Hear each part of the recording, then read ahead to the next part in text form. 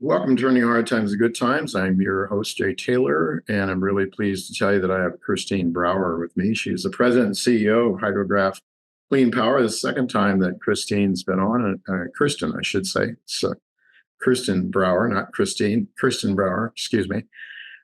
Second time that she's been with us. And the reason I wanted to have her on so soon again is because I just had to do a double take on the economics as I understood them. Wanted to make sure that I had it right because they were so compelling, and it was because of that HydroGraph Clean Power is now my top pick in my personal retirement account. So I just wanted to make sure it was right, and if it is right, then I want the world to know about it. So welcome, Kjirstin. Thank you for joining me again.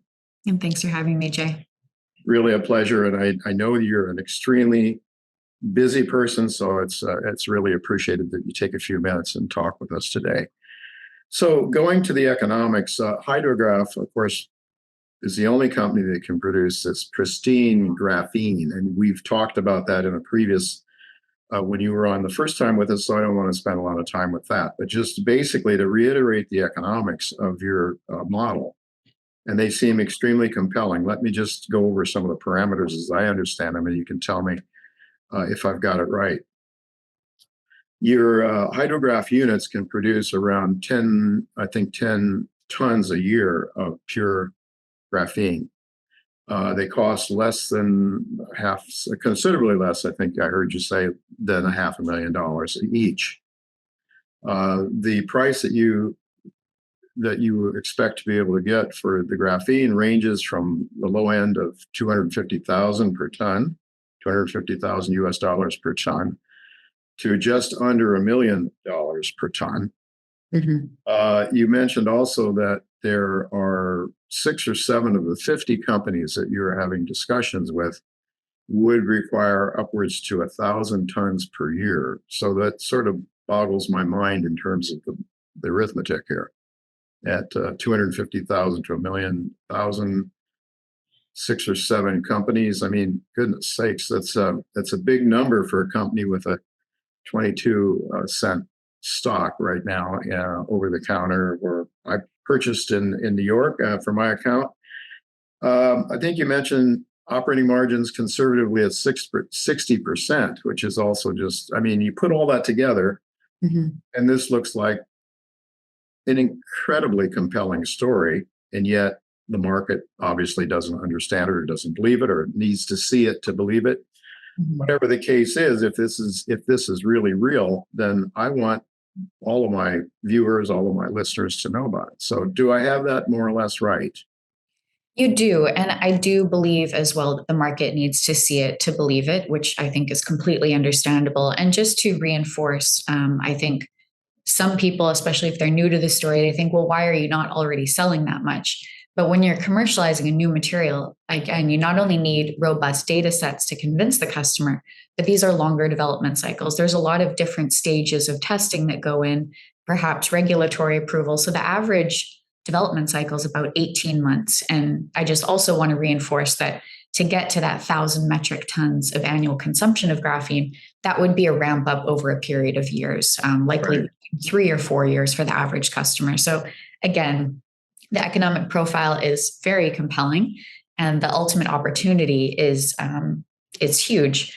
But again, it does take that time. And I think for a patient investor, it's a great story. Yeah, it's going to take time. Okay, thanks. That helps a little bit because we can't just push a button tomorrow. You're a $250 billion sales company or something. It's going to take some time. How long does it take to build these units, these graphene units? Only 2 to 3 months. And so we are in the stage now of scaling that up. And because a number of these longer development cycles are about to come to completion in the next year or two, we should start to see a huge uptick in really a lot of these contracts moving forward. So I think this time specifically, I know a number of people have been watching the story for a while, but this is really the year to look at, or I would say the next 2 years. So maybe I'll ask you the question I had in mind towards the end of our discussion. Catalyst, I guess, would be announcements of contracts. Probably that's what we have to look forward to.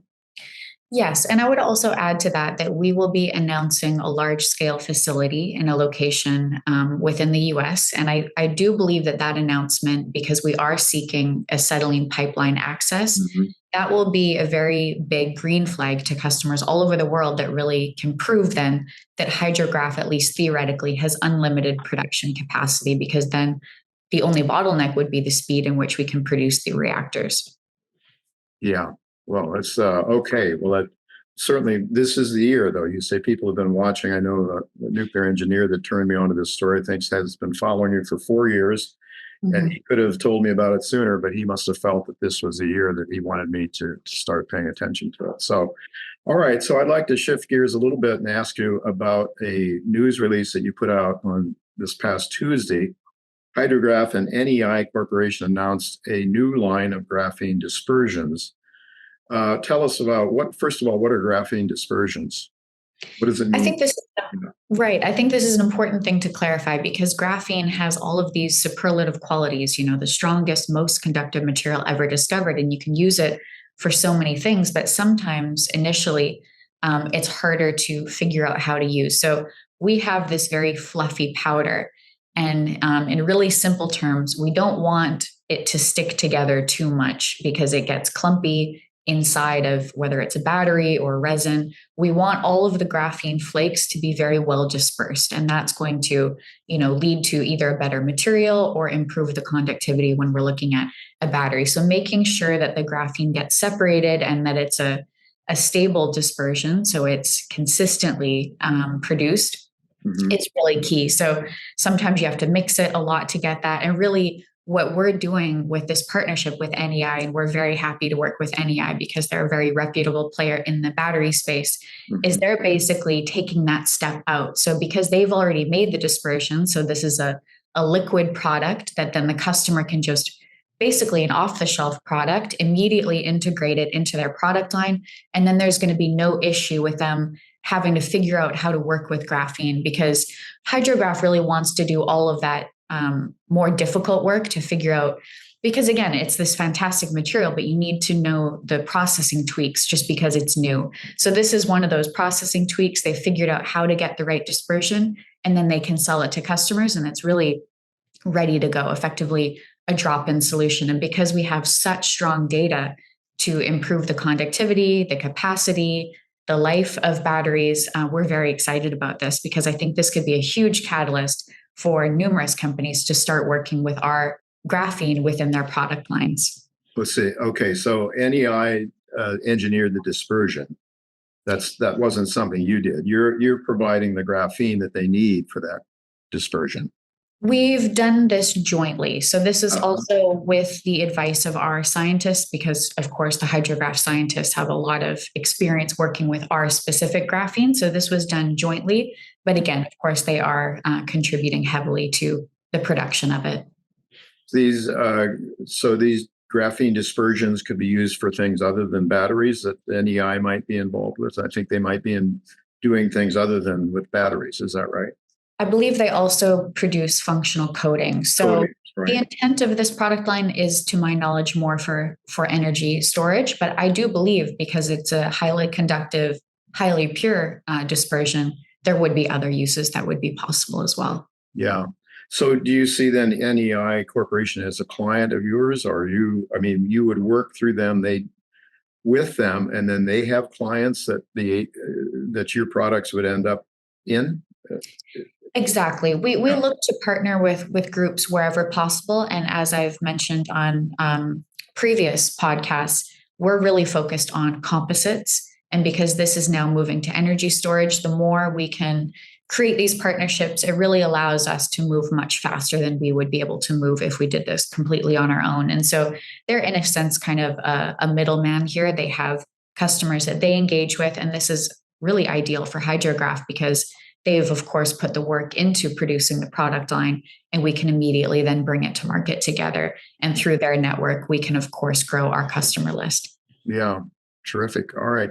So I saw some terminology, to me as a layperson didn't mean a whole lot. It said the news release talks about turbostratic arrangement and an average of 6 graphene layers per particle. and that structure enhances conductivity, in rate capability, and increase energy density. Could you talk a little bit about what those things mean?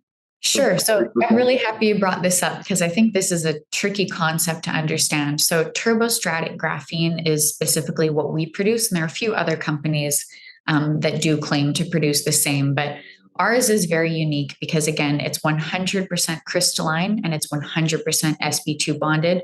sp2 bonded is really just the technical term for what constitutes graphene. Mm-hmm. So when I'm saying that, I do believe we're the only company that is 100% pristine graphene.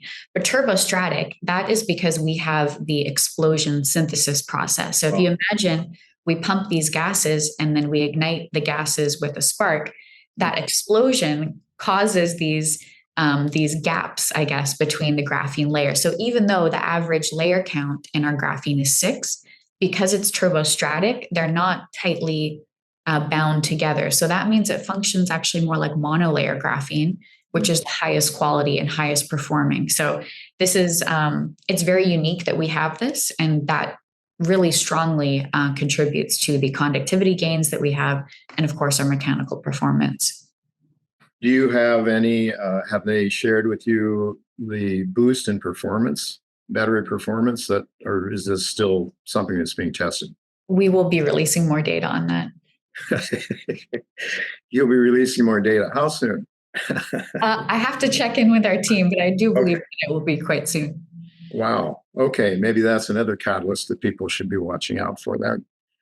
All right. Well, this is, what are some of the other industries? I mean, batteries, I think, has a longer cycle. I think you explained before than some of the other applications that your graphene may be used in. Could you share with us some of the other industries that you might be talking with that might actually come to market sooner than batteries? Yes, and I think this is a good distinction. So when I talk about longer sales cycles or development cycles with batteries, that's if HydroGraph does the work. So if we start to produce our own graphene battery, it is a longer development cycle, but this is a way to shorten that. And that's why we're so interested in this dispersion with NEI, because we can just sell it immediately to a battery company and it's effectively already a solution. So they don't need to really do much, if not any work on their end. And that's going to be a great way to really move commercialization forward much faster. And I would maybe take a moment to point out, this is very similar to within the plastics industry, us working with compounders. So we have a compounder program where we work with certain compounders, and the compounder effectively takes our graphene and does the dispersion, but for plastics. So they have their process, and then they can sell plastic pellets or plastics in another form already with our graphene, which is called a master batch. And then they can sell that to plastics producers. And then basically they have that solution ready to go. So they don't need to figure out how to put the graphene into the plastic. The compounder already did that. And then they can use, how much or little as they like, because it's a concentrated form. So that's a great way to really accelerate the plastics. This is a great way to accelerate the battery industry, and we will continue to find these opportunities where we can really grow that connection with customers much faster. It's wide open, it seems to me. And my friend Bob Moriarty, who's the next guest on today's podcast, he's just extremely excited about what you're doing and would very much like to share what you've just shared with us to his audience at 321 Gold. So I'm really, really happy. So you mentioned something about the auto industry. I think you're working with a major auto manufacturer perhaps, and we might get some news on that this year, possibly. Yes, I do believe so. So auto industries are not known for moving very fast. So even though we've been told things would happen a little faster than they have, this is not atypical. But we are expecting a larger purchase order, and we do believe that this will be converted into a contract either by the end of this year or by next. And that one's very exciting because it's not only very, very high volumes, But this is just a reputable brand for us to be working with. So internally, we're extremely excited. And I think I actually missed answering your earlier question. What were some of the other big Yeah, movements that we're right. going to be seeing? And I'll go back and reinforce that I really do think that it's these engineering fibers. We see a huge amount of interest for these highly engineered products. And this would be both from chemical companies, military adjacent applications, because it can be used for ballistic protection, aerospace components, and really a lot more. And this is something that we feel we really excel in. And I think that because this is such a difficult area for companies to work in, and because we're doing it very well, I think that there's going to be a huge amount of growth. And luckily, this one can move a lot faster than some of the other areas. So your company is in touch with the U.S. military, possibly? We are, and that's non-confidential. So we've been working with the U.S. military through different departments for quite some time. Sure. Wow, it's just an incredible story, and I'm so glad that you had a few minutes. Anything else you maybe want to wind up with? Any parting thoughts?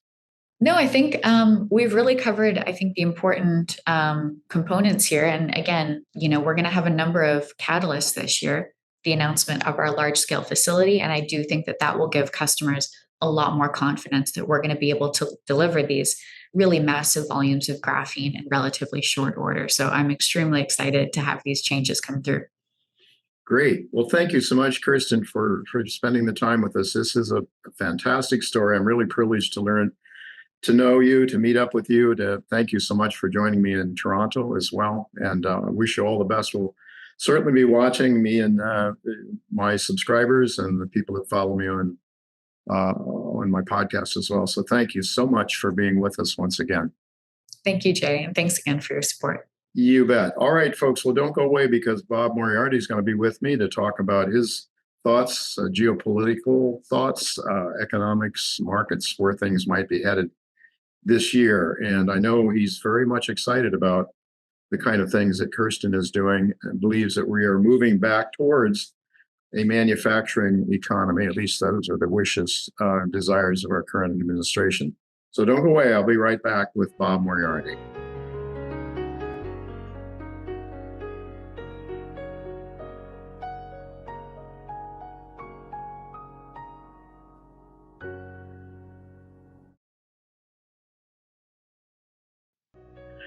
Welcome to Turning Hard Times to Good Times. I'm your host, Jay Taylor. Really happy to have Bob Moriarty with me once again. Bob, of course, is best known, I guess, for his daredevil flight under the Eiffel Tower and small aircraft that he flew. I mean, amazing. You can still see it to this day on the internet if you want to check out Bob Moriarty. And it's quite a feat as a young man. I'm not sure he would do that now in his older years, but who knows? Bob, quite a character. Always great to have him, colorful, and a lot of insights and a lot of wisdom and street smarts for sure. Bob is also, of course, very well known for 321 Gold, which is a must see, a must visit. You must go there, catch up with what's going on in gold and other markets and things around the world. So I'm really happy to have Bob with me once again. Thanks, Bob, for joining me today. Thank you. I'd like to start out by asking you, what is your current assessment of the global economy and markets? Okay, now I want to make one thing clear from the beginning, because you can go to the internet, you could find any opinion you want about anything. When people are talking about the economy, whether it's in the US or whether it's in the world, they're giving you their opinion. Right. So this is my opinion. I did not walk down the mountain with Moses carrying a big rock. However, I think clearly that if you look at it, Europe's a total disaster area. France and Germany and Poland want to start World War III. The United Kingdom is bankrupt. The EU in general is bankrupt. Ursula von der Leyen wants to raise $600 billion to continue the losing war against Ukraine. And that's total disaster.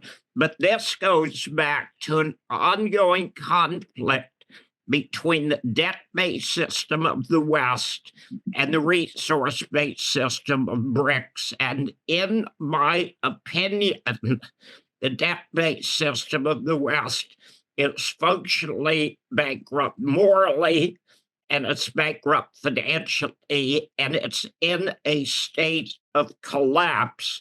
And we're going to see some very strange things this year. Donald Trump is doing things.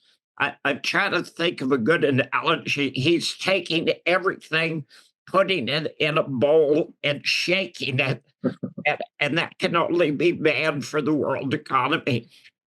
Yeah. So I guess you'd say chaos ahead? Oh, it's strange enough, it's not chaos ahead. It's We're here right now. in the middle of chaos. Yeah. Well, we're certainly seeing it in Western Europe, Bob. We're seeing, I would say, a lot of people that want to hang on to traditional values are in conflict with that debt-based system, I guess. The idea that you can create wealth out of thin air. You know, I became a gold bug based on a history teacher that I had back in 1967 at a small college in Kansas. He was convinced there was a correlation between the demise of a nation, its work ethic, and its morality when it debased its currencies. And I thought that was really an interesting thing. About that, it was about the time, I suppose, when you were in Vietnam. Not sure exactly which years you served there, Bob, but probably about that time. And I thought, yes, we have to now start printing money to pay for Vietnam and for socialism. And of course, in France, de Gaulle, and that's where you're living now, Bob, is France. They were basically saying, de Gaulle was saying, I don't really want your cheap dollars. I want the real thing. Give me gold.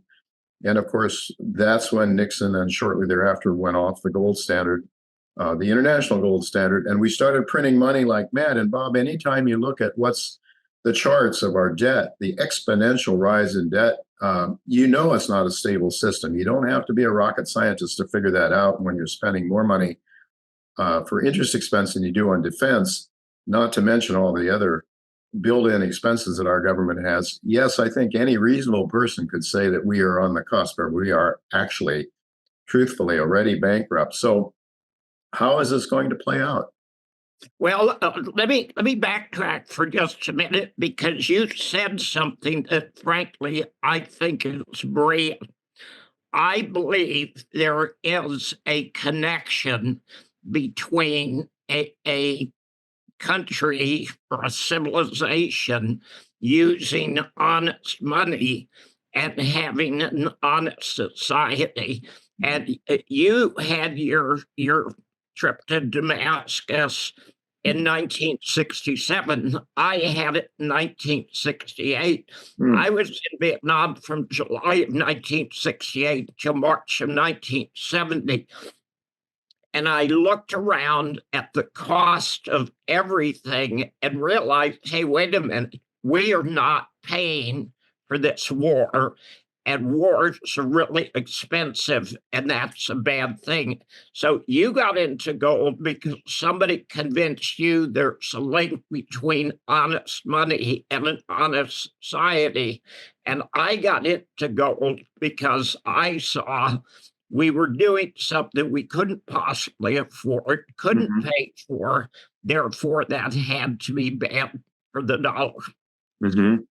So continue with your question, because So Bob, I think this is one of the things that really that I really admire about you. As a young man, you followed what we believed, many of us believed to be true, that we had a communist menace around the globe, and we were, I think, in good faith, a lot of us were doing what we thought was the right thing and opposing that menace. But I think what we find to a great extent now are the very things that we thought we were fighting against are now what we are experiencing here in America. Would you agree or disagree with that? Well, strange enough, I've been back to Vietnam twice. And the dirty, rotten commies won the war, defeated us, threw us out of the country, and they ran it ever since. And it's the most wonderful country, and it's the most wonderful people. And they're polite, and they're not warlike, and their society works, and they're communist. Okay. Now, to the extent that you raised a really important question, and that's the question of, are we the good guys, the bad guys? And frankly, I believed we were the good guys in Vietnam. And I come to the realization that everything we were told was a lie, and we were not the good guys. And we're not the good guys in Ukraine. And we are not the good guys in the Middle East. And BRICS is going to defeat the debt-based system of the West, because the debt-based system is totally corrupt and it's collapsing as we speak. Yeah, it's mathematically, as you say, it's bankrupt, and the system, it's an unstable system that borrows more than you produce. And it seems to me that when we went off the gold standard, we ushered in a almost our policy was to run trade deficits so we could have massive amounts of dollars sloshing around the globe. That's the only way we could have the world's reserve currency. And then we abused that in terms of, we used and abused it in terms of expanding our empire, overthrowing governments clandestinely, one after another, and making enemies around the world. And I think that we saw probably the culmination of that, or at least the resistance in a major way during the Ukraine conflict, when in fact we, basically took Russia's ability to trade internationally away from it, and took much of its wealth, whatever we could get our hands on, to try to force it, to force our way on Russia and Ukraine. So it seems to me that, and at the same time, Bob, what happened when we went off the international gold standard is a redistribution of wealth from a very egalitarian system back in before 1971, when you looked at the share of income going to different groups of people, and that's been obliterated now. So we have the most non-egalitarian system and distribution of wealth, I think, that we've had since the 1920s, maybe worse. And so we're seeing, I think, a populist president here in the U.S. as a result of that. Any thoughts about that? Again, I'm going to backtrack a little bit, because you were talking about what the United States did when it went off the gold standard, and that was literally run the printing presses 24/7. Now, if you go back to Europe 20 years ago, 25 years ago, people didn't have credit cards. People didn't use credit cards. If you go to Switzerland today, people are still commonly using checkbooks to pay for their food. The United States went into a spending frenzy, and then Europe followed. And Europe's actually in worse shape than the United States is. But the United States is bankrupt. Japan's bankrupt. Europe is bankrupt. Elon Musk, who has to be one of the smartest people in history, has come out and said, he has said the unthinkable. And that is, Social Security is a Ponzi scheme. We know how all Ponzi schemes end up. We've seen this movie before. So we've got an interesting situation. And what's really interesting is people like to equate the debt-based system of the West and BRICS. And strange enough, BRICS came about as a reaction to what the debt-based system of the West was doing. Yes, exactly. One of the best books anyone can read about what's going on is called The Fourth Turning. Yes. And it was written by two authors in 1999. It's a 26-year-old book now. And they predicted there are four turnings, and the fourth turning is the crisis phase. and we started the crisis phase somewhere around 2005 and 2008. And for a 20-plus year period, you're going to go through total chaos. The interesting thing about the book is that what everybody remembers is the book predicts governments moving to totalitarianism, and there's no question that's true. However, it also says, and by the way, people are going to resist that, and you're going to see shoots of people coming up who want freedom. It was absolutely correct. The United States has been attacking Russia not since 2014, which actually very few people understand. Been attacking Russia since 1945. It went into overdrive, and Victoria Nuland brags about spending $5 billion to bring democracy to Ukraine. Ukraine's the most corrupt country in Europe, perhaps the most corrupt country in the world. And the idea that you can buy democracy is simply absurd. When the latest aggression against Russia took place from 2014 until now, in 2021, Putin said, okay, these are our demands. And of course, nobody in the United States government actually listened to him. So what Putin is saying to Trump now, oh, by the way, we've been saying this for 4 years. Here, what we insist on. And when Russia invaded Ukraine in February of 2022, the United States and Europe literally stole $300 billion from them. Now, you could think, well, Russia's a bad guy. They invaded Ukraine. They're horrible people. Putin's a horrible person. The fact that someone is a horrible person is not a legal basis for stealing from them. So we've got an interesting situation because Trump was elected on a pledge he was going to end the war in 24 hours. And now we don't know whether it's 24 hours or 24 days or 24 months. But still, the United States and Europe is not listening to what Russia wants. And Russia wants the same thing that John F. Kennedy wanted in 1962, and that is secure borders.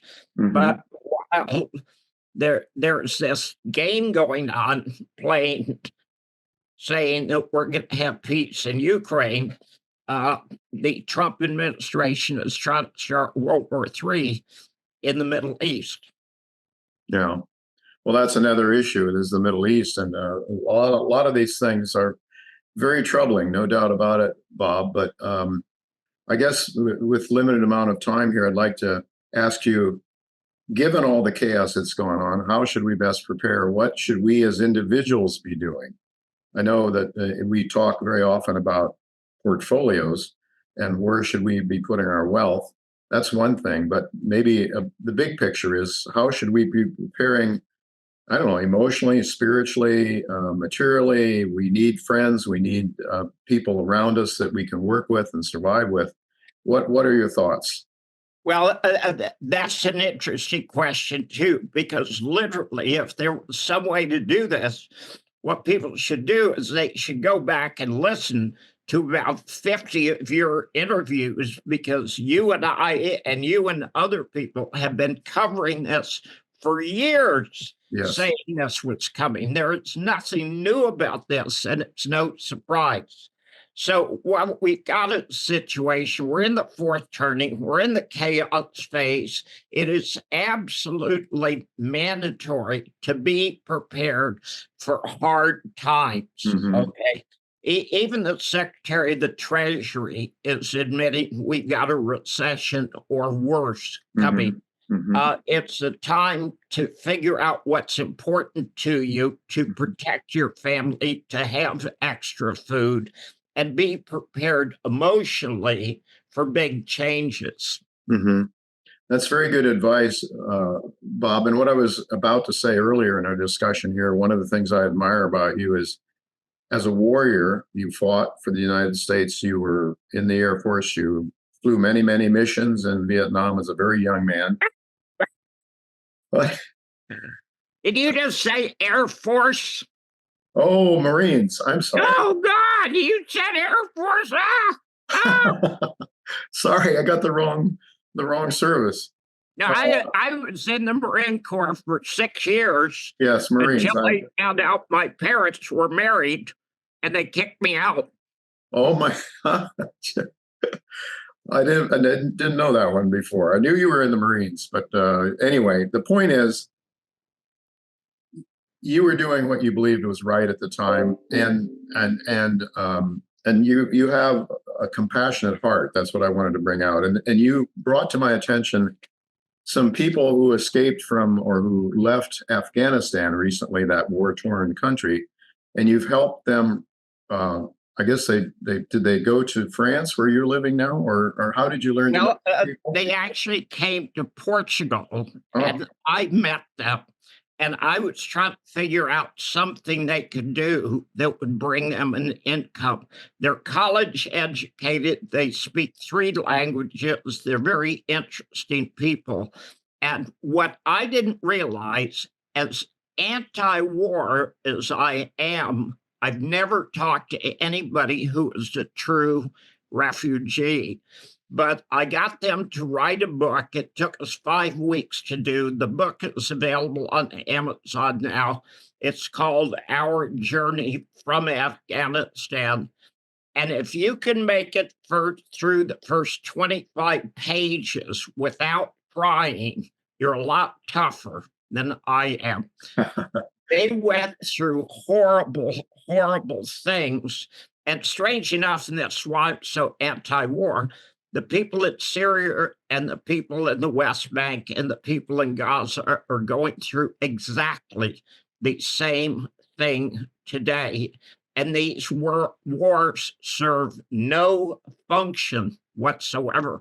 Vietnam was in a state of conflict from 1930 until 1975. Afghanistan was in a state of conflict from 1979 until now, literally. And every war creates refugees, and the stories are absolutely horrendous. Yeah.